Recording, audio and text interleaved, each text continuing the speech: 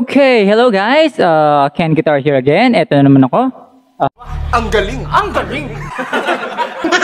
A blessed day to all of you, and I hope you're all doing well. What I'm going to share to you now is the song titled Palagi by Mr. TJ Monterde, yung kanyang Wish Bus version. So, ang i-share ko sa inyo ngayon, una ay yung part ni Mr. TJ Monterde, yung kanyang rhythm. And then, on my next video, which is part 2, yung kanyang leadista doon, yung kanyang second guitarist. Yun naman po yung tuturo ko sa inyo, no? Alright, so, without further ado, let's do it!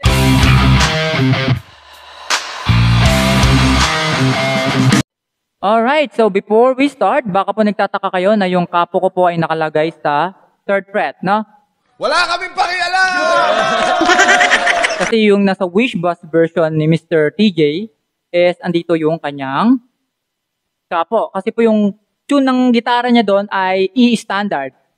Ang electric guitar ko po ay naka-tune ng E flat. So that's why I need to put it on the 3rd fret. Okay. So ano? And pasensya na po kayo, hindi po acoustic gamit ko kasi yung aking acoustic ay pictal lang kwedas. And yung aking standard na tuning na kulay itim ay pictal din po ang kwedas. Inaantay ko pa yung in-order kong string. No? Nangatwirang ka pa. And ang gamit ko po ngayong gitara ay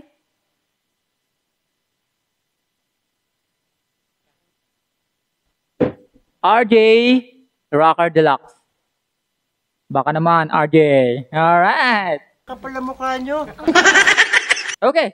So, okay. Ano na tayo? Mahaba na sinasabi ko. Ngayon, tuluyan kita. Right. So, let's proceed now sa kanyang intro.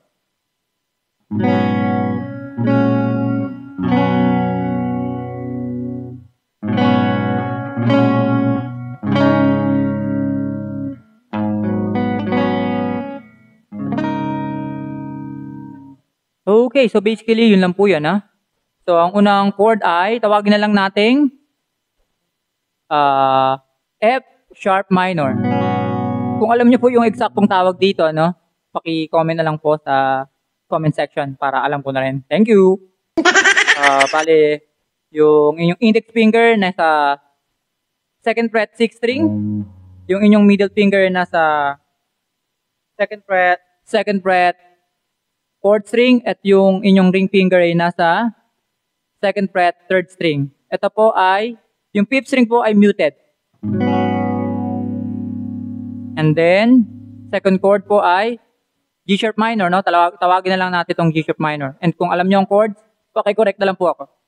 Ganun din, no? Index finger, nasa 4th fret 6th string. Yung middle finger nasa 4th fret 4th string at yung nasa yung ring finger ay nasa 4th fret 3rd string, no? Galing sa kapo. 4th fret po galing sa kapo. Dito 2nd fret galing sa kapo. Alright, para hindi po tayo nagkakalito. After nyan, A9.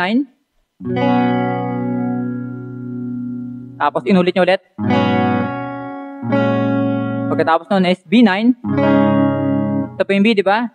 Tatanggalin nyo lang yung note na to. Ito lang ititira nyo. Huh? And then, inulit nyo ulit dito. Tapos, naganda po siya. So, bali, nakaplat po yung inyong daliri dito, no? Lahat po yan natunog. Tapos, itong pinky ay nandito sa 4th fret 1st string. Alright. Okay, so let's proceed na po dun sa kanyang verse or stanza.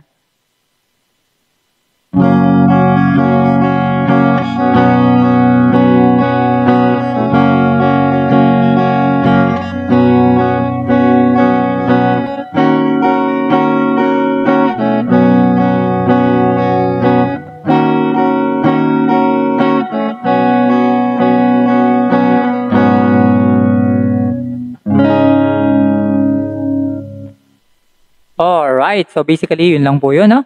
So let's break down the chords para lalo pong maintindihan. Una po ay E, then A9. Dalawang beses nyo lang po ulitin yan. And then after nyan, C sharp minor 7. Then A9. Dalawang beses din po yan. And then yung eto tayo. So hold nyo lang po yan. F sharp. F sharp minor. And then B9. Alright. Alright, so proceed na po kaagad tayo sa kanyang chorus. Let's go!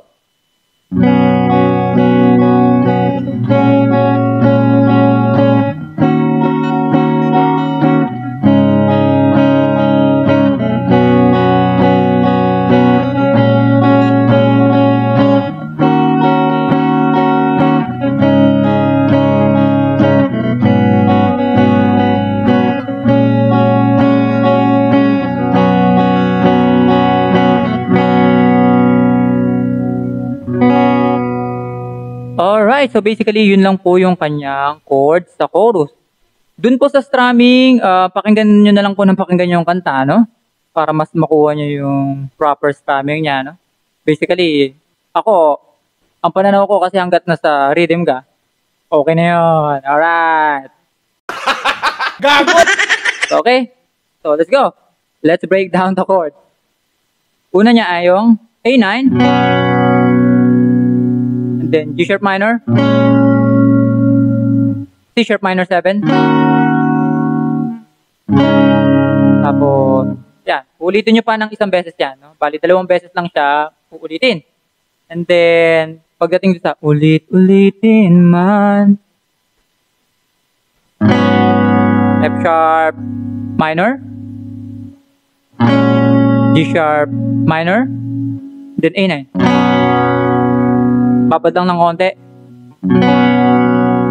Palagi. Tapos papasok po yung interlude, no? Na E. A ulit. E. Then A ulit. Yun po siya. Alright.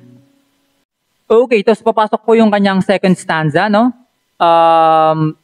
Ayon doon sa narinig ko, habang pinapakinggan ko yung kanta, yung kanyang strumming doon, parang medyo palmuted, no? Parang ganito.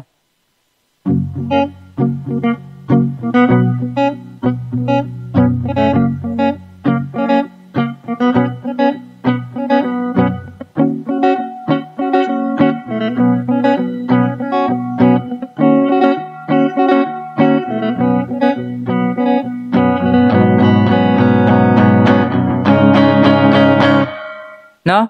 Sa ganun po. Again, I highly suggest na pakinggan nyo po siya sa Bush 1075. Papakinggan nyo siya doon. So, yun lang po siya basically. So, bahala na po kayo mag-adjust kung paano yung rhythm nyo dun sa medyo palmuted. Alright. After nun, magko-chorus siya ulit. Then after the chorus, gaganto siya.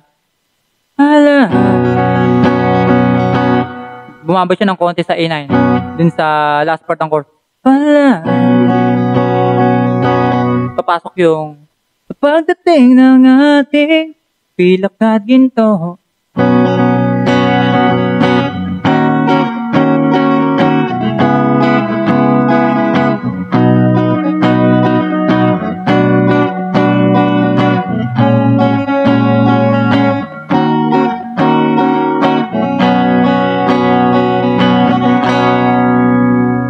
Alright, so yun po yung kanyang bridge.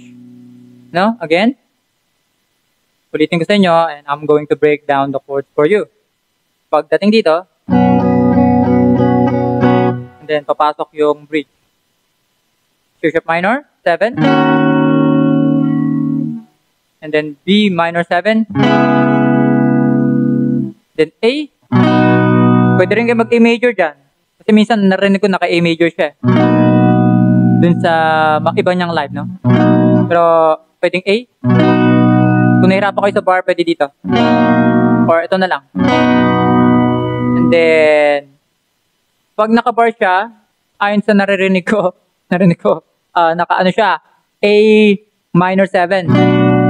Na, pero may nakita akong version, naka E minor siya. Na, pwede rin ganito. Pakinggan nyo na lang. Para patingahan nyo na. Then, after nun, dito, G sharp minor. C sharp minor 7 again. Tapos hanggang sa huling sila.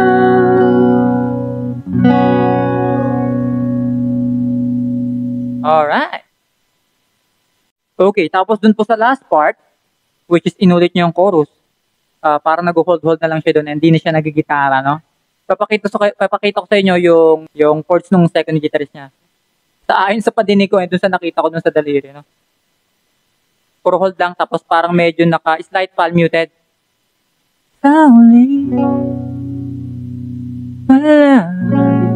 Ayan, pagkatapos, pag A9, G sharp minor 7, or G sharp minor. Tapos, instead na dito siya bumanat. Babalik pa rin sa yakap. No? So, ang ginawa niya, nilagay niya kasi nakaganto siya no? So, yung version ko ituturo ko sa inyo kung paano ko siya ginawa sa daliri ko. Sana all. Yung middle finger ko, nilagay ko dito sa 4th fret, 5th string. Yung ring finger ko, nilagay ko sa 4th fret, 3rd string. And then yung first finger tuloy. What? Bro, what are you talking about, man? Yung aking index finger yung nakalagay sa 2nd fret, 4th string. Tapos, kinalbit niya lahat ng string maliban sa bass na E string. And then, nag-B9 siya. Bale, naka-open rin yung string na first, naka-second string naka-open. Tapos, inulit niya po yun. Sa huli pala. Pipiliin kong maging sa'yo. Tapos, hold lang ulit. Sa F sharp, minor, ulit-ulitin man. And then, G sharp minor, kung malaman mo. Then, balik sa A9. Iyo. Tapos gumano siya. Pala. Tapos, itong ulit kalbet. So, hindi ko alam kung ganun kasakto ha. Pakinggan nyo na lang again. Tapos, ako po tapos ko sa E eh. Ganito po yung E ko. Pero doon, nakahold lang yata sila dito or hindi ko na masyadong nakakita eh. Maaring ganito yung chord niya or nakaganto siya. So, bahala na po kayo mag-adjust. Wow naman! Wow! Alright.